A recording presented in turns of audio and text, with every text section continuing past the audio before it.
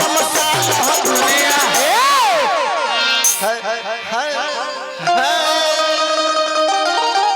धर्मशाला दुनिया केहू आवेला रे केहू जाला धर्मशाला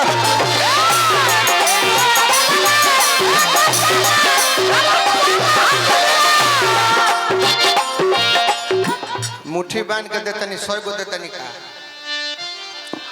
कि जब 500 दी देखा के दी मुट्ठी बांध के नहीं तबला के मॉनिटर में बड़ भाई हम के चुन भाई चाटी आशीर्वाद दिल बनी पाउल के भाई नेवता में बनी का साउंड बढ़ाई तबला अरे पी ले बड़े भैया होगा क्षमा बा हमरो हम ना ठीक है बोलू ए लेके माइक दो भैया के दो आई भैया से लमर के कोरस करे वाला सही तबलवा के गेम खोल दो स्टेज में कोरसों के कम इज्जत नहीं है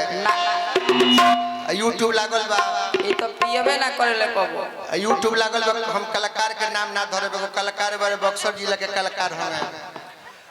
उ गावे ले उनकर छोट भाई कोरस करेले सही बात ओइले सन लड़की वाला देखे खातिर त पूछले से कि बबुआ का करेले का करल तो कर बाबू कहतर कि कोरस किंग ह सही बात और मैं लोग अजुराइल बा कि दादा ई कौन विभाग आ गइल कोरस की हां जी कि धर्मशाला हो दुनिया केहू आवेला रे केहू जाला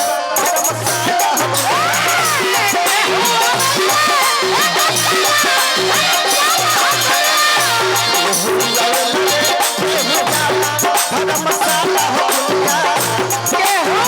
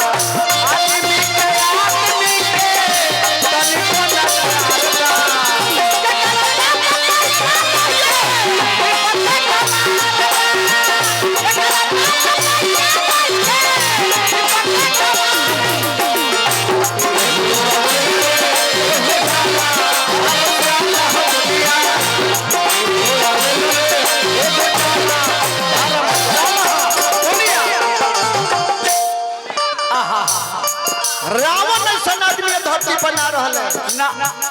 रह जा भाई अरविंद भैया आशीर्वाद दिले बानी भोला बाबा आशीर्वाद दिले बानी पौला के कहने रावण ऐसा आदमी धरती पर ना रहले हां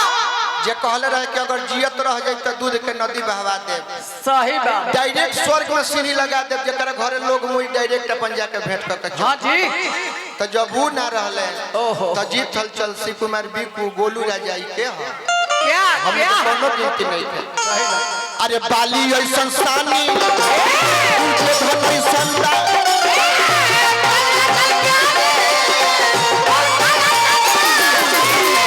बाली ऐसन सानी तुझे धन अभिमानी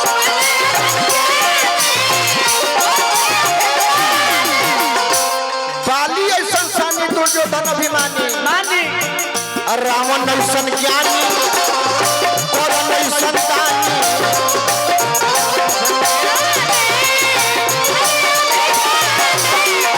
रावण ऐसन ज्ञानी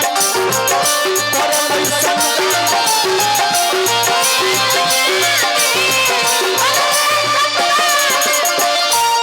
भाई निरंजन ओझा जी पुरस्कार दिल बनी नारायण जी बना हां जी आगे उनकर पहुंचना नहीं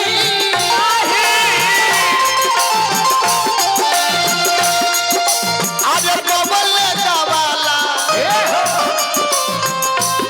है धर्मशाला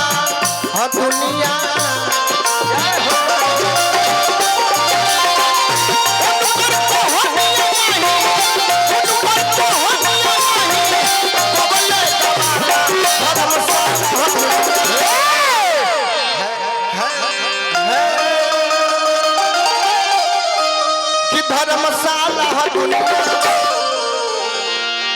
भोजपुरी जगत में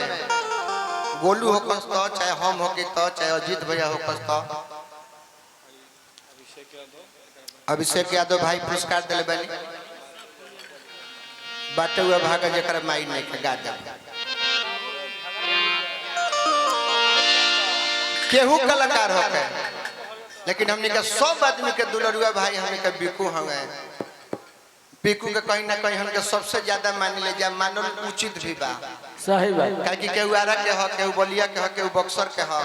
आ यो जिला कहूंगे जहां भोजपुरी बोलले न जाला ना सही बात बा भोजपुरी ओने अभियो ओने जाई त